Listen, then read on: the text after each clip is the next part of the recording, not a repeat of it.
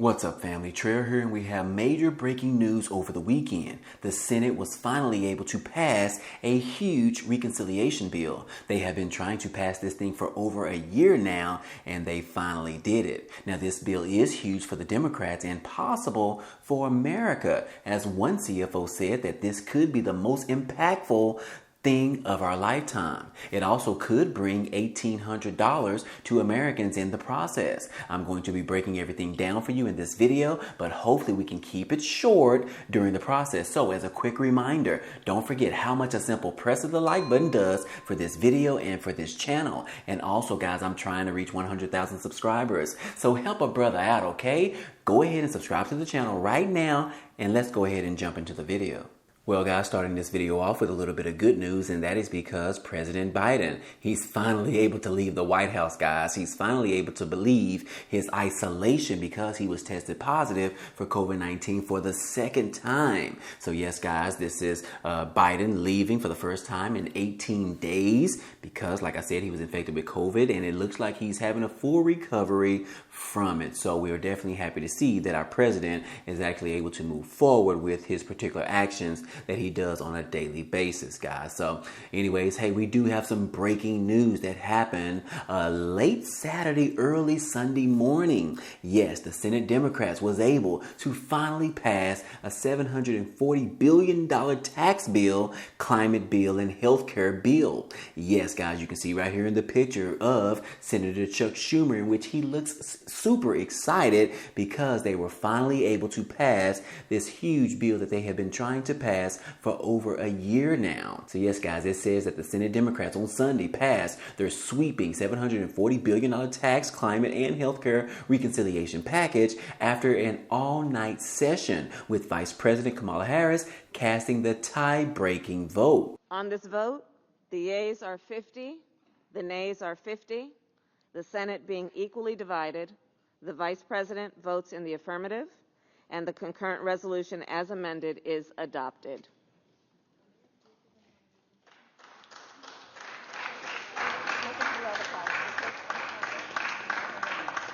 And we have that information right here, which talks about the VP Kamala Harris. I know I'm saying that name wrong, but she did cast the tie-breaking vote as the Senate passes the Democrats' climate and health and tax bill. But it says right here that the 51-50 passage of the bill just 3 months before the midterm elections is a massive victory for the Democrats, who have spent 18 months working towards delivering on their long-standing dreams of helping address climate change, lowering the cost of prescription drugs, and hiking taxes on large corporations. Now, this particular bill is called the Inflation Reduction Act of 2022. It's far less ambitious than most Democrats actually wanted. The initial bill was roughly around $3.5 trillion and also addressed paid family leave, funding for universal preschool, and expanding the child tax credit. However, this particular narrower version of the bill succeeded in getting the support of the Senate's two centrist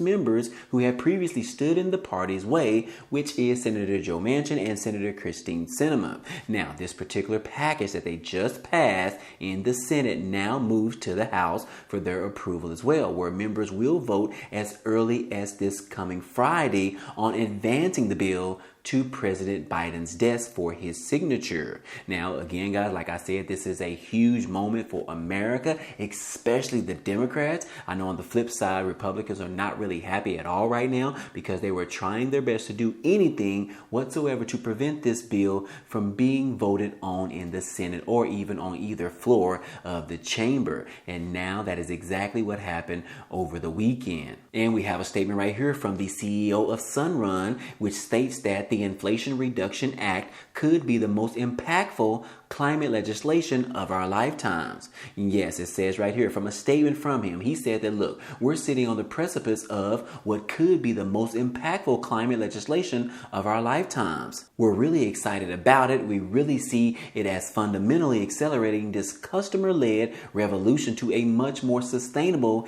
independent, resilient, and affordable energy system for Americans. Now, it says says that if this bill is actually passed and signed into law, the $369 billion deal would be a major breakthrough for clean energy efforts in the United States. And although some provisions for the oil and gas industry have received pushback, many have cheered this particular bill as a significant step forward in tackling climate change all around. So, guys, like I said, from this particular CEO of Sunrun, he believes that this is going to be very impactful for Americans as well as the United States as a whole, because this brings huge change moving forward as we particularly work towards getting off the direct of support of oil and gas in this country and moving in more to a renewable energy, such as using batteries for our cars and things like that. So this is some huge news that happened over the weekend, guys, and definitely,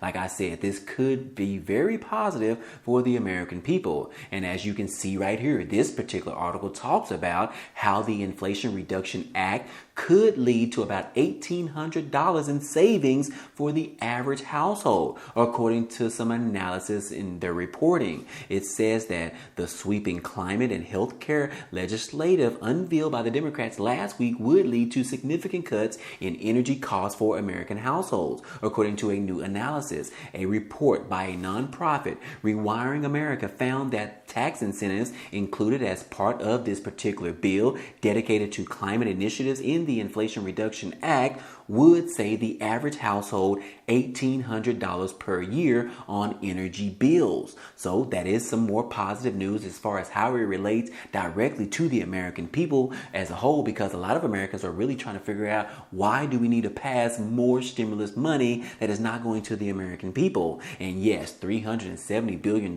for this new piece of legislation would last over the next few years in regards to all of the things that is included in the bill. But how does it affect directly to the American people individually? And yes, according to this article, they believe that it's going to actually offer some particular savings of up to $1,800 year over year. That's just right now, guys. But as more reports start coming out, because they have the actual wording of the bill and exactly what's included in the bill, they should have more reports coming out very soon in regards to how it would directly affect the American people. And hopefully, guys, as we've seen in the past, where the stimulus bills were actually passed in the Senate and then moved over to the House, and then an actual stimulus check was actually interjected into those bills, we are going to hope and keep our fingers crossed in the meantime that that's exactly what happens to this bill as well. Yes, we are hoping that the Democrats are able to sneak in another stimulus check into this bill. I don't hold any promises, guys, but all we can do is have high hopes and keep our fingers crossed in the meantime. Would you guys agree? Comment down below and let me know that you actually agree on that statement. But anyways, guys, as far as right now goes, all we know is that it could provide up to $1,800 in savings. Now, last week, guys, we talked about how the House was actually reviewing this particular Inflation Reduction Act bill, in which they said that they were actually capping the amount that could be charged for insulin as far as co-payments. And they actually put a cap on that as far as up to $35, which is a good thing, right, for the American people. However, in order to get this bill passed, the Democrats had to let that go, guys, and Republicans were able to get their way. They actually stripped that piece of legislation in the bill, which was going to cap it at $35. So now that has been removed, which means the price of insulin could continue to keep being higher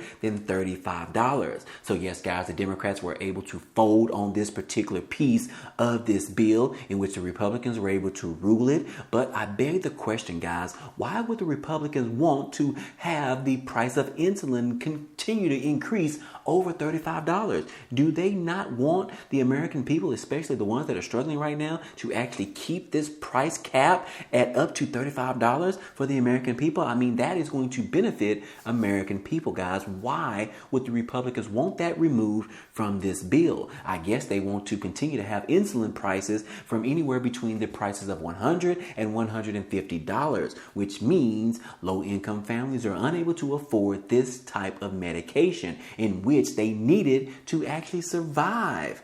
Come on now. Come on, Republicans. We got to do better than that. Go back and put this back into this bill. This is going to help Americans directly, especially the low income and the middle class individuals. And that's exactly who we need to be fighting for right now, guys. Wouldn't you agree? Comment down below and let me know why you think the Republicans wanted to strip this from this particular bill.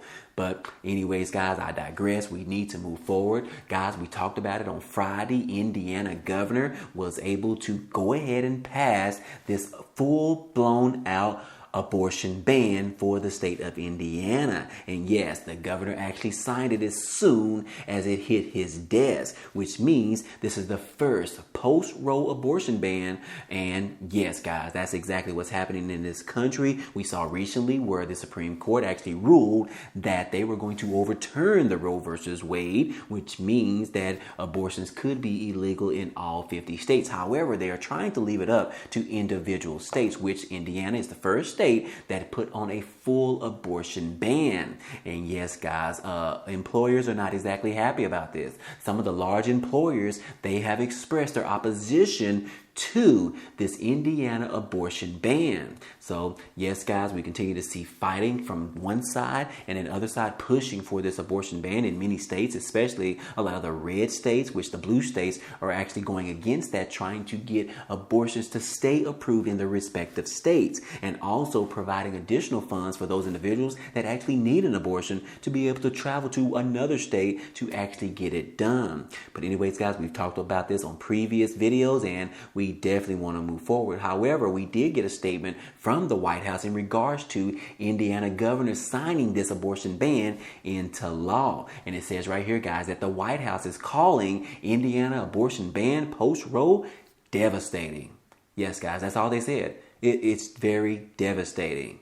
But anyways, guys, hey, let me know down below how you feel about this and whether or not your particular state that you live in is going to actually participate in this same abortion ban as well. And I guess that really depends on what state you live in. I personally live in the state of Texas, and I believe that our Governor Abbott, is also going to do this same type of thing, putting in a full abortion ban or at least a partial abortion ban. But we still haven't gotten any clear direction on how he wants to proceed with the new overturning of the Roe versus Wade. But in the meantime, guys, it doesn't necessarily affect me, but it might affect you out there, guys. We already know my stance that I put on my last video. So anyways, guys, if you want to know what that is, you can always go to that previous video and see exactly how I feel about the abortion ban in America. But anyways, guys, hey, we have some breaking news about this Inflation Reduction Act being passed, and hopefully they're going to send this to the House for them to vote on it this Friday, and it could be sent to the president's desk by this coming weekend, guys. But anyways, hey, I hope all this information in this video was helpful to you today. Well, anyways, guys, hey, that's all I have for you today. But if you enjoyed today's content and you want to see more, go ahead and subscribe to the channel. It's totally free. And if you like today's video, then go ahead and hit the like button for us. It really helps out this channel, as well as it tells YouTube to share this video with others. But anyways, guys, hey, I appreciate you guys stopping by and watching, and I hope to see you on the next video. Peace.